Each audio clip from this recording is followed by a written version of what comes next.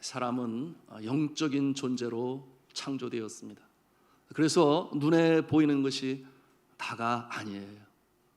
사람은 누구나가 다 그 심령에 이 영혼이 깃들어 있습니다.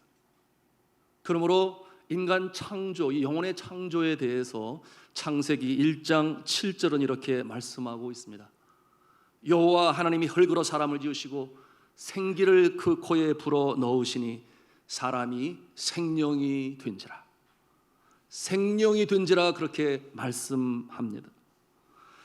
자, 인간을 또 다른 말로 표현한다면 바로 생명이라고 그렇게 말할 수 있겠습니다. 하나님께서 자신의 생기를 사람 될 자의 코에 불어 넣으셨다고 했어요.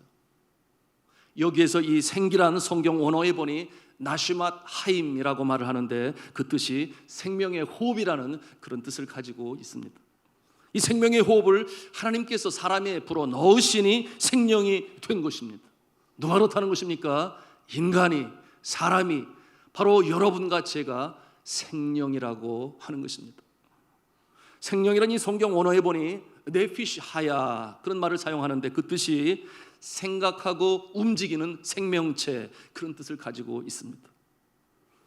하나님께서 만드신 모든 피조물이 당연히 생명이 있습니다. 동물도 생명이 있고 식물도 생명이 있어요. 그런데 이 생각하는 생명체, 생기로 불어 넣어주셔서 생각하는 생명체, 생명이 된 것은 오직 한 존재, 인간밖에 없습니다. 이 모습이 바로 사람과 짐승은 완전히 구별된 다른 존재라고 하는 것을 보여주시는 것이죠. 인간은 생명입니다. 영혼이 있는 생명체, 그런 뜻이죠. 여러분, 이 생기는 하나님께서 가지고 계신 것인데 인간에게 나누어 넣어주신 것입니다. 그러니 우리는 이렇게 생각할 수 있습니다. 부모와 자식과의 관계는 핏줄로 연결되지만 하나님과 사람과의 관계는 생기를 넣어주셨으니 영으로 또는 영혼으로 연결이 되어집니다. 무슨 말씀입니까? 워낙 중요한 진리이기 때문에 같이 한 음성으로 따라서 하겠습니다. 하나님과 나는 영적으로 맺어진 관계다. 하나님의 영이 내 안에 있다. 아멘입니까? 믿습니까? 우리 한번 곁에 계신 분들에게 이렇게 격려하며 정체성을 알려줬으면 좋겠어요. 당신은 생명이십니다. 그렇게 한번 말씀해 보세요. 한 번 더 합니다. 하나님의 영이 당신 안에 있습니다. 그렇게 인사하세요. 아멘. 자, 여기까지만 깨달아도 구원의 도가 보입니다. 로마서 7장은 굉장히 이해하기 어려운 장이에요. 그러므로 제가 미리 알아야 될 이 선지식 진리에 대해서 여러분들과 나누고 있습니다. 자, 우리가 그렇다면 이렇게 질문할 수 있겠죠. 그렇다면 육신은 무엇입니까? 인간의 육신은 별 볼 일 없는 것입니까? 그렇게 생기가 중요하다면 당연히 우리 인간의 육신도 중요합니다. 소중하지요. 왜냐하면 첫째, 그 이유는 하나님께서 손수 만드셨기 때문에 그러합니다. 두 번째, 육신은 영혼이 깃든 전이기 때문에 또한 너무나 소중합니다. 사도 바울은 그런 표현을 했어요. 우리의 육신은 뭐냐? 영혼의 장막이라는 그런 표현을 썼어요. 영혼이 깃든 장막. 육체와 영혼이 바라는 바가 서로 달라요. 육체는 늘 먹을 것을 갈망합니다. 그런데 이 영혼은 언제고 구원을 갈망합니다. 거기에는 큰 차이가 있죠. 영혼이 없는 짐승의 세계는 어떠합니까? 언제나 먹을 것을 찾습니다. 그리고 먹을 것이 확보되어지면 만족함이 있어요. 더 이상 바라는 것이 없어요. 있다고 한다면 수면욕 또는 번식을 위한 성욕이 있겠죠. 그런데 하나님의 생기를 받아 생명이 된 이 영적인 존재인 인간은 결코 먹을 것으로 만족하지 않습니다. 그 이상의 것이 그 무엇이 필요해요. 그 소리가 깨달아 알아야 되는데 영적인 존재가 만일 먹을 것으로 만족을 하고 수면욕으로 성욕을 그것으로 만족한다면 죄송한 얘기지만 짐승과 다를 바가 없어요. 그러나 그 어느 누구도 그것만 바라지 않습니다. 영적으로 만들어진 존재이기 때문에 결코 그와 같은 것으로 만족하지 않습니다. 자, 오늘 우리가 이 로마서를 읽으면서 구원의 도를 배웁니다. 로마서 7장은 이 영혼의 구원이 어떻게 이루어지는가에 대해서 말씀하면서 율법의 올무에서 벗어나야 된다, 그 같은 내용으로 가르쳐주고 계세요. 사도 바울은 이 도를 설명하면서 율법을 무엇으로 비유하는가 하면 옛 남편으로 그렇게 비유하고 있습니다. 그 남편은 아주 엄격하고 지시적이며 만일에 하나 남편의 말에 순종하지 아니하면 체벌이 가해지는 아주 무서운 남편입니다. 과거에 이 남존 여비 사상이 강하던 시대에 이 성경이 기록되었고, 그렇기 때문에 우리가 이해하면서 이 말씀을 볼 수 있어야 되는데요, 우리나라 조선시대에 그랬지요. 그러니 남존 여비 사상이 강하던 시대에 아내를 향한 남편의 모습이 그러했습니다. 그러니 그러한 시대적 배경을 가지고 성경을 봐야 되는, 혹시 행여나 오해가 없기를 바라며 오늘날 이렇게 되면 가정을 제대로 모르네 이렇게 또 생각하실 분이 있을 것 같아 말씀을 드립니다. 자, 어떻게 이 엄격한 남편, 율법의 굴레에서 우리는 벗어날 수 있겠습니까? 그 답이 이제 2절 말씀에 우리에게 말씀하고 있는데요, 우리 7장 2절 말씀을 같이 한 음성으로 읽도록 하겠습니다. 시작. 남편이 있는 여인이 그 남편 생전에는 법으로 그에게 매인바 되나 만일 그 남편이 죽으면 남편의 법에서 벗어나느니라. 계속해서 3절을 읽겠습니다. 그러므로 만일 그 남편 생전에 다른 남자에게 가면 음녀라. 그러나 만일 남편이 죽으면 그 법에서 자유롭게 되나니 다른 남자에게 갈지라도 음녀가 되지 아니하느니라. 아멘. 자, 이 옛 남편을 율법으로 비유하여 이렇게 설명하고 있습니다.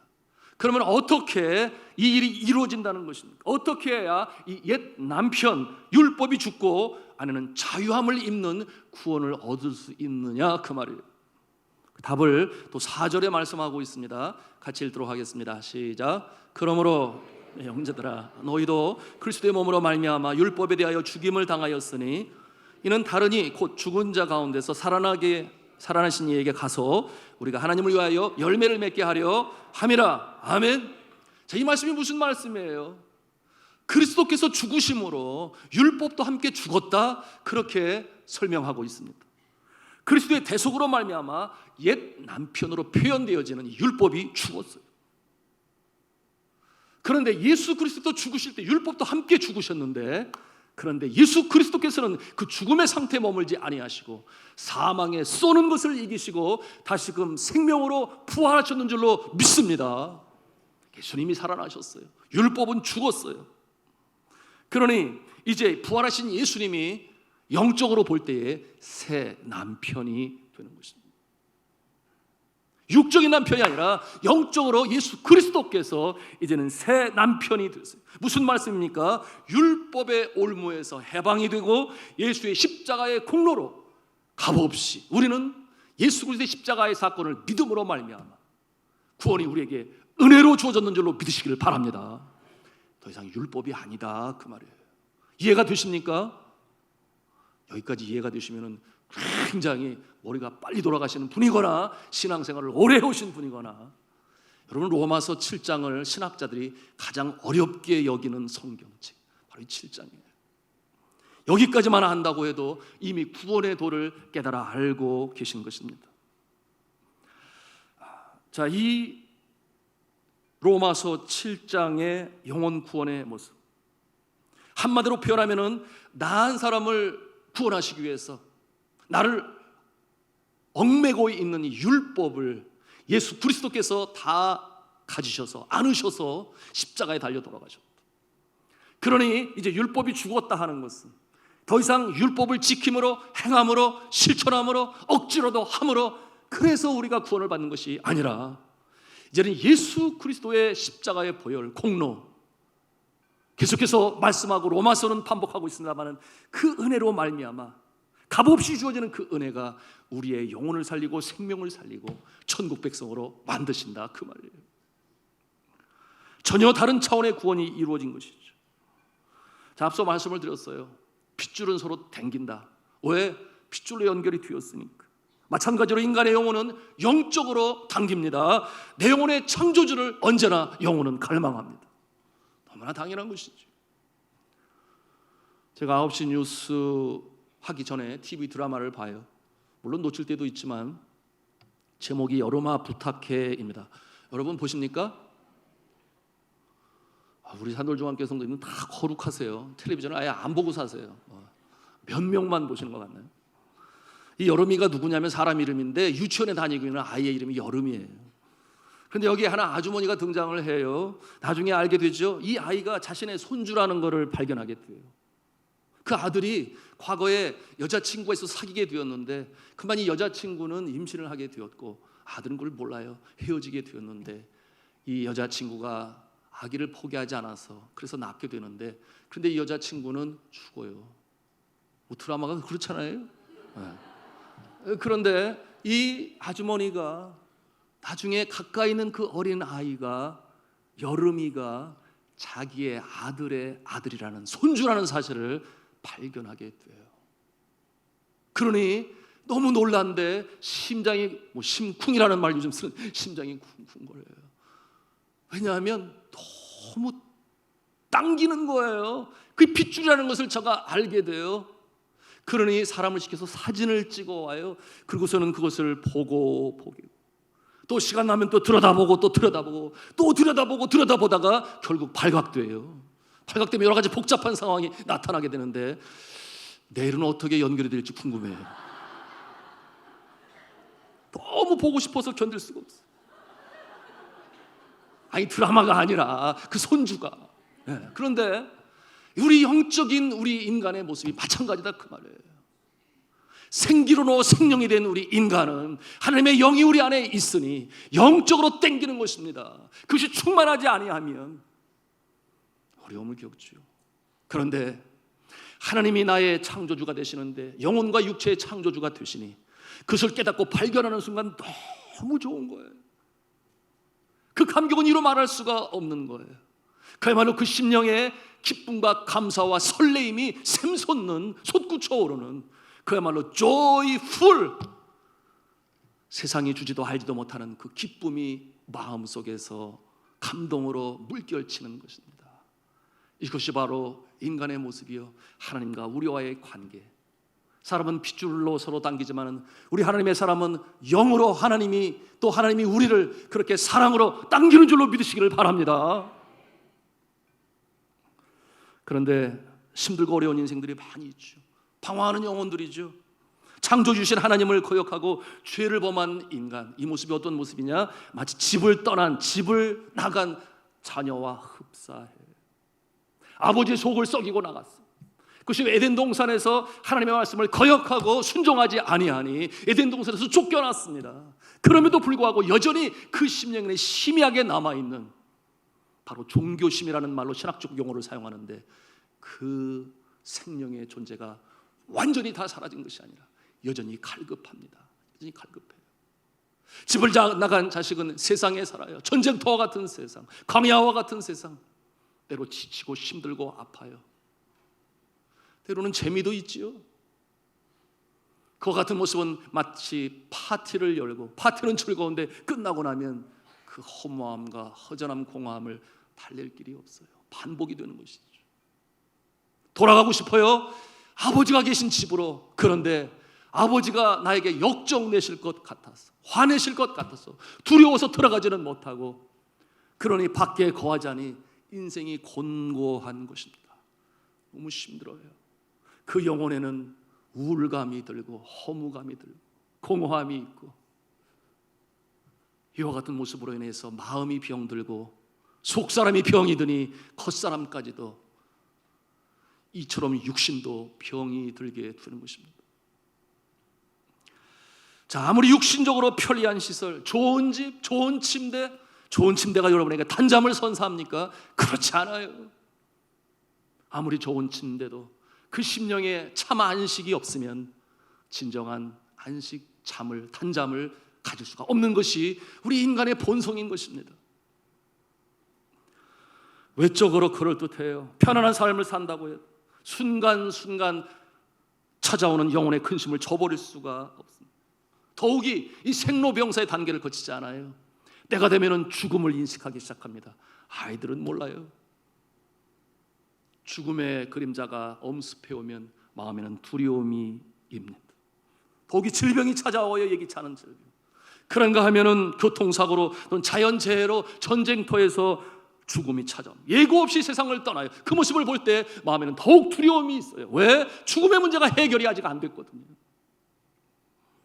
만일 인간이 영혼이 없고 그저 짐승들처럼 동물처럼 육체만 가진 존재라면 죽음을 그렇게 미리 염려하지 않습니다. 동물들이 그렇지 않습니까? 짐승들이 미리 죽음을 염려해요. 집에서 키우는 강아지나 고양이가 그와 같은 모습이에요. 죽음 저편의 세상을 미리 생각하고 고민하고 밥맛이 떨어져서 밥을 안 먹고 그래요? 그런 강아지, 고양이는 있으면 한번 가져와 보세요. 하나님께 한번 여쭤보게 어떻게 잘못 만드셔가지고 그럴 일은 없어요. 밥을 안 먹어요. 너 왜 밥 안 먹어? 강아지가 주인님 모르세요? 저 이제 3년만 더 살면 죽어요. 평균적으로. 그래서 염려가 돼가지고 밥맛이 없어 밥을 안 먹어요. 모르세요? 이렇게 말하는 강아지, 동물은 없다 그 말이에요.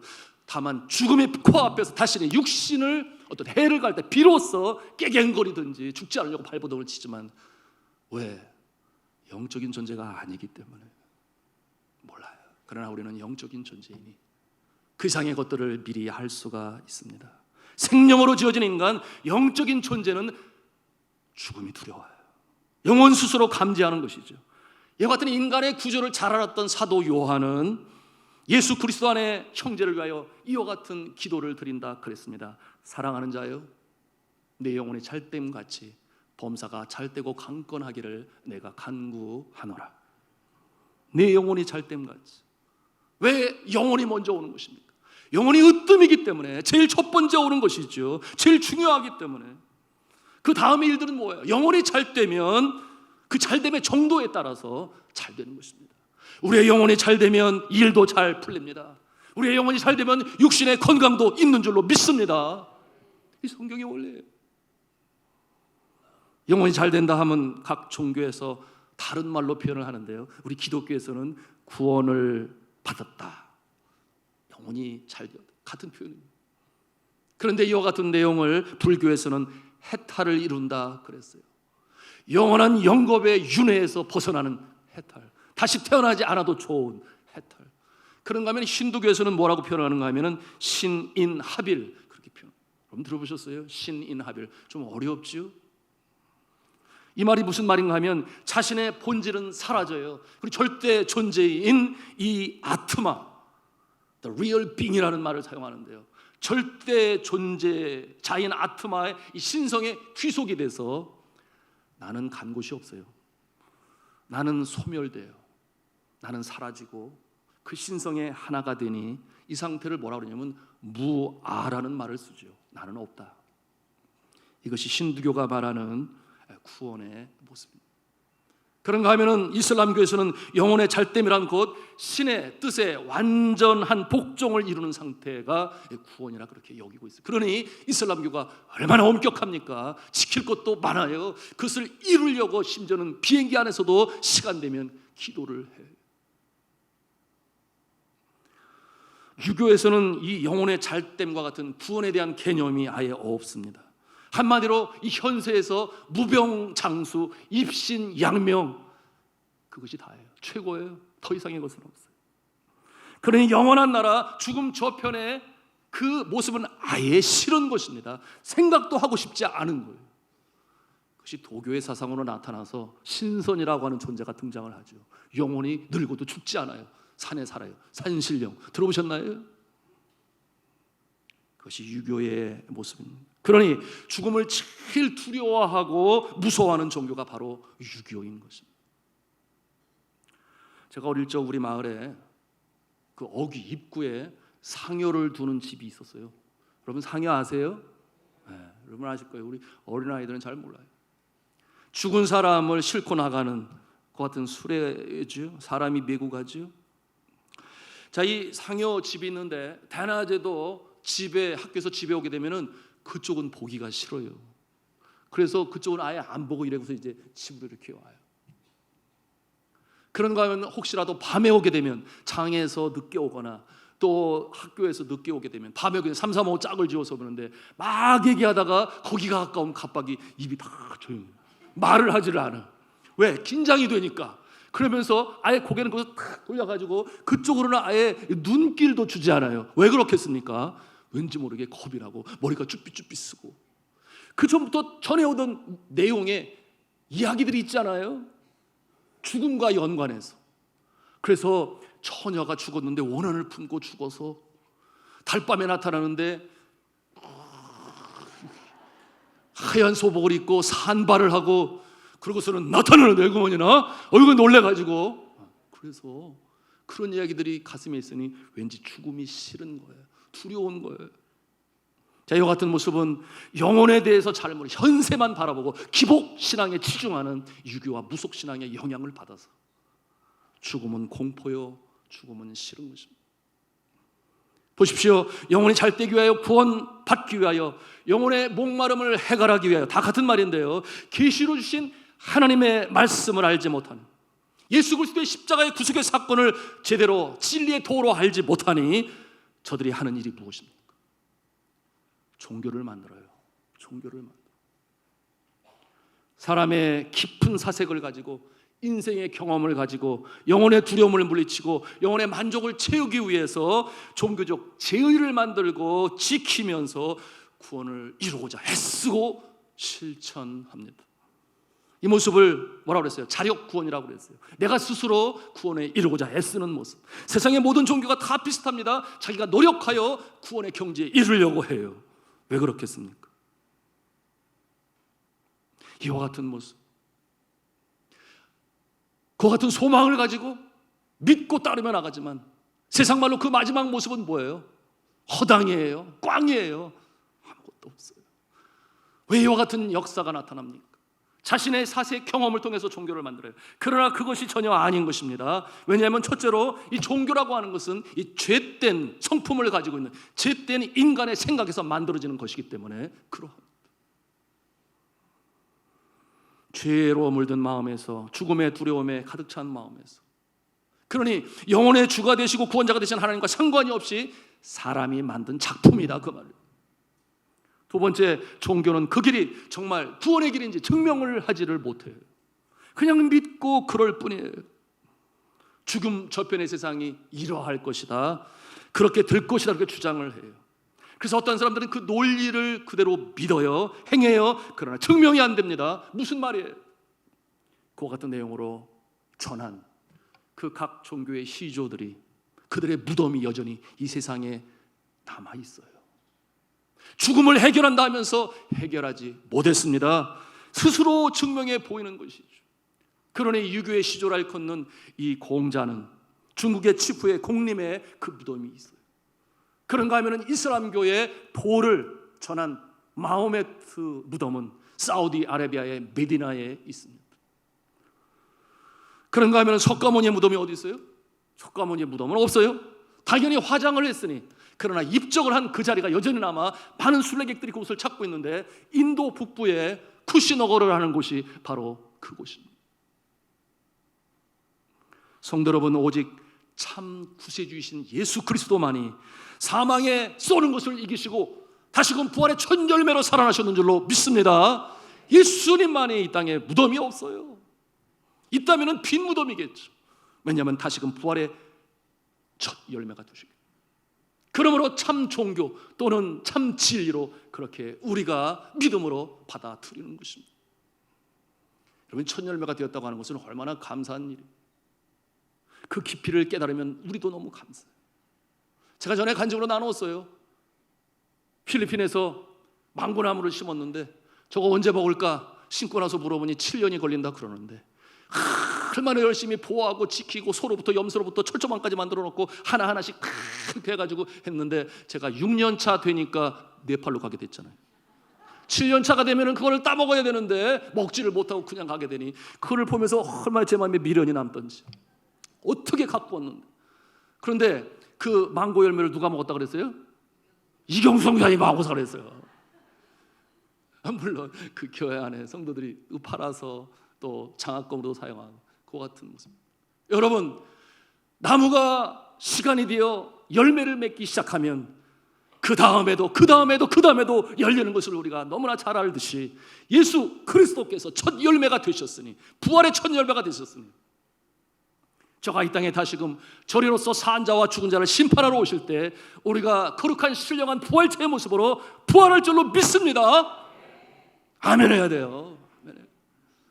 첫 열매, 우리는 그 다음에 열매. 오직 예수 그리스도만이 영혼의 잘됨, 구원, 그토록 인간이 두려워하는 죽음의 문제를 해결하시고, 그러니 저를 믿는 자마다 멸망치 않고 영생을 얻게 하려 하십니다. 그런가 하면 또 말씀하셨죠. 영접하는 자, 그 이름을 믿는 자들에게는 하나님의 자녀가 되는 권세를 주셨으니 이 특권을 가지고 이 세상을 살아가는 줄로 믿으시기를 바랍니다. 성령님의 역사로 인해 이 진리가 우리의 심령 가운데 믿어지고 예수 그리스도를 구세주로 믿고 삶의 주님으로 영접하실 수 있기를 주님의 이름으로 축복합니다. 로마서를 통해서 우리는 이 기독교 핵심 진리는 구원에 대해서 계속해서 반복적으로 배우고 있습니다. 오늘 말씀 속에서 우리가 깨닫는 바를 이제 제가 이렇게 미리 선지식, 프리놀리지라고 하는데 미리 바탕적으로 알아야 할 내용들을 이렇게 영혼을 비유해서 말씀을 드렸어요. 자, 이 세상은 자신이 뭔가를 실천하고 행함으로 구원을 얻는다 그랬습니다. 그 모습이 자력 구원, 세상의 모든 종들이 취하는 모습이라 그랬어요. 우리 기독교는 그러나 다르다 그랬는데, 그런데 예수님이 오시기 전에 유대인의 사회도 마찬가지의 모습이었어요. 저들이 모세를 통해 주신 율법으로 말미암아 구원을 얻는다 그렇게 여겼던 것이죠. 지켜라, 행하라, 그래야만 구원을 받는다. 여러분, 정작 이 율법의 정신 뭐라고 그랬습니까? 위로는 하나님을 사랑하고 아래는 사람을 사랑하고, 하나님 사랑, 이웃 사랑이 그 율법의 기본 정신인데, 그것은 지키지 아니한 채 이른바 소위 시행 규칙, 시행 세칙 이런 거를 수도 없이 만들어 놓고 그거를 지켜라, 안식일에 지켜라 하는 것이 너무나 많아요. 지키지 않으면 정죄하고 출교시키고, 그와 같은 모습을 바라보면서 예수님이 긍휼히 여기시죠. 불쌍히 여기시죠. 그러면서 그것을 지키지 못해 정죄받고 죄인이 된 그와 같은 모습을 바라보면 뭐라고 초청을 하십니까? 수고하고 무거운 짐진 자들아, 다 내게로 오라. 내가 너희를 쉬게 하리라. 그러면서 하시는 말씀이 뭐예요? 내 멍에는 쉽고 가벼우니 내 멍에를 메고 내게 배우라. 그런 말씀으로 초청하셨어요. 여러분, 우리가 구원을 얻는 것이 어렵습니까? 쉽습니까? 결코 어렵지 않아요. 율법을 지킴으로, 행함으로, 자력으로 구원 얻고자 하면 너무나 힘든데, 그런데 예수님의 이 초청은 아니다. 내 멍에를 메고 내게 배우라. 그것은 유대사에서 쉽게 볼 수 있는 것인데, 소를 쟁기를 끌 때 멍에를 메게 하는데, 이 송아지에게 이 쟁기를 끄는 법을 가르치기 위해서 엄마의 이 소의 어깨에 멍에를 씌워요. 아빠의 어깨에 멍에를 씌워요. 그러면 송아지는 옆에서 졸졸졸졸 따라가는데 거기도 조그만 멍에를 씌워줘요. 그래서 밭을 갈아요. 쟁기를 끌게 해요. 그런데 그 일을 아기 송아지가 끕니까? 아빠 소가 끕니까? 너무 쉬운 질문이라 답을 안 하시네. 아예.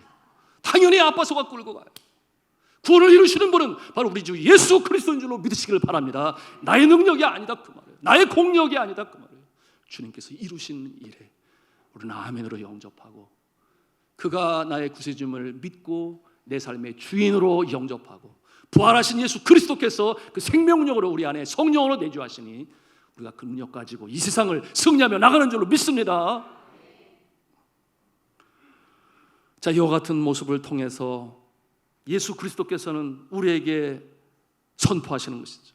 너는 이제 나의 구원의 공력으로 구원을 받고 이 세상에 살아가는데 너희 안에는 이제 내가 가면 보내실 성령이 내주하시니 성령의 인도하심을 받아 성령의 역동적인 역사가 우리의 심령의 역사 안에 성령의 열매가 나타납니다. 변합니다. 그런가 하면은 성령의 마음에 역사하시니 감동이 와요. 주의 은혜가 너무 귀하다. 나같이 영원히 죽을 수밖에 없는 지혜를 위하여 십자가에 달리셨다. 극악무도한 사형수들만이 언도받는 그 십자가의 모멸, 멸시천, 그것이 마음에 감동으로 오니 어떤 일이 일어나요? 주님 섬기고 싶습니다. 주님을 사랑합니다. 이와 같은 마음으로 봉사하며 나가게 되는데요. 오늘 말씀에는 뭐라고 말씀합니까? 주께서 이 모습을 열매를 맺는 삶이라고 말씀하고 있어요. 우리 4절 말씀 읽었는데 다시 한번 읽도록 하겠습니다. 4절 말씀입니다. 시작. 그러므로 형제들아 너희도 그리스도의 몸으로 말미암아 율법에 대하여 죽음을 당하였어. 이는 다른 이 곧 죽은 자 가운데서 살아나신 이에게 가서 우리로 하나님을 위하여 열매를 맺게 하려 함이라. 아멘. 저절로 열매를 맺어요. 시냇가에 심기운 나무가 그 뿌리가 아무리 가물어도 강 밑바닥까지 연결이 되어 있습니다. 그래서 우리 안에 성령이 내주하시면 열매를 맺는 삶이 되는 것입니다. 이와 같은 모습으로 우리는 광야와 같은 세상을 승리하며 나가는 것입니다. 자, 제가 말씀을 드렸어요. 율법으로 우리가 구원을 받는 것이 아닙니다. 우리는 하나님의 은혜로 구원을 받는다.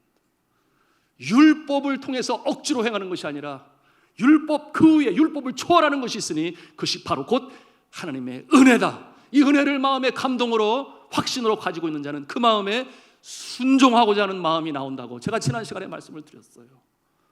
그래 자발적으로 하는 것입니다. 기쁨으로 하는 것입니다. 여러분, 이와 같은 모습, 성령이 내주하시는 구원받은 자의 모습은 어떤 모습으로 귀결지어지는가? 그 삶의 모습이 봉사로 나타납니다. 사랑으로, 섬김으로 나타납니다. 우리의 가정이 일터일 뿐만 아니라 교회 안에서 그냥 매주 왔다 갔다 그런 것이 아니라 이제는 가족이 되고 내가 뭐 도울 것이 없을까? 먼저 그의 나라와 그의 의를 구하라. 이와 같은 마음이 샘솟는 거예요. 왜? 자발적으로 순종하는 마음으로. 주님의 은혜와 사랑이 너무 크니까. 그러면서 설거지를 하면서도 기뻐요. 주차 봉사를 하면서도 기뻐요. 주차 얘기가 나왔으니 제 형님이 바로 위에 형님이 수원에 있는 한 중형교회에 주차 봉사의 대장님이세요. 이 자리가 보통 그 자리 만들어진 거 아니라고 그러더라고요. 그래서 제가 자세히 듣게 됐는데 그 자리에 올라가까지 몇 년이 걸렸대요. 그래서 거기에 서게 되니 이 자리가 너무 귀한 자리다. 모든 성도들을 다 대할 수 있는 자리. 그래서 국회의원 나가시려고 그러셔요. 저는 그런 게 아니라 모든 성도를 다 알아볼 수 있고 더 깊이 이해할 수 있고. 그런데 어느 날 이제 예수 믿은 지 몇 개월 안 된 사람이 와가지고 저도 주차 봉사하고 싶은데요 이렇게 얘기를 하더래요. 그래서 가만히 이렇게 쳐다봤대요. 그 자리 아무나 오는 자리 아닌데. 그러면서 재밌는 얘기죠. 이 자리가 감히 아무나 오는 자리 아닌데 교회의 평판이 좋은지, 정말 교회를 열심으로 섬기면서 사람들에게 인정을 받았는지 그 신앙이 확증이 되어지고 증명이 돼야 이 자리에 와서 봉사하는 건데 조금만 기다리세요. 그냥 볼 돌려보냈다는 거예요. 그렇다고 그 마음이 봉사 안 하겠습니까? 그렇지 않아요. 주의 성령 기간에 내주하시니 반드시 어떤 일이라도 주의 몸된 교회를 위해서 봉사하고 섬기게 될 것입니다.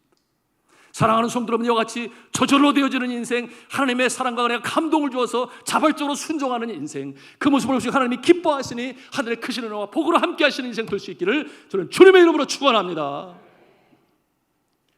여러분이 화란의 한 할머니가 계신데요, 이 할머니의 나이가 78세나 되었어요. 이 할머니의 이름이 엘리나라고 하는데 평생의 소원이 한 가지 있었는데 그 나이 되도록 풀지를 못했는데 그게 뭐냐 하면 담배를 끊지 못한 거예요.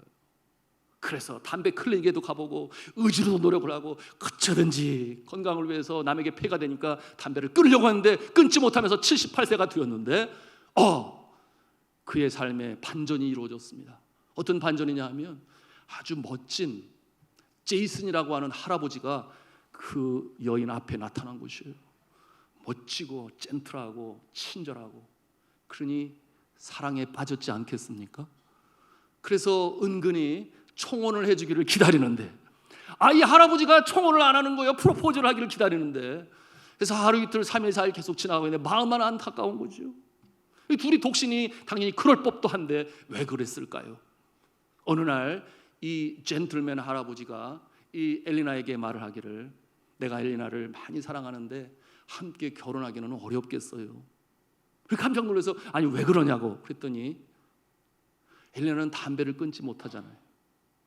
같은 집에 살면은 담배를 피면 나에게도 좋을 것은 아닌 것 같은데 그래서 제가 결혼을 못해요. 이 할머니가 뭐라고 응답을 했을까요?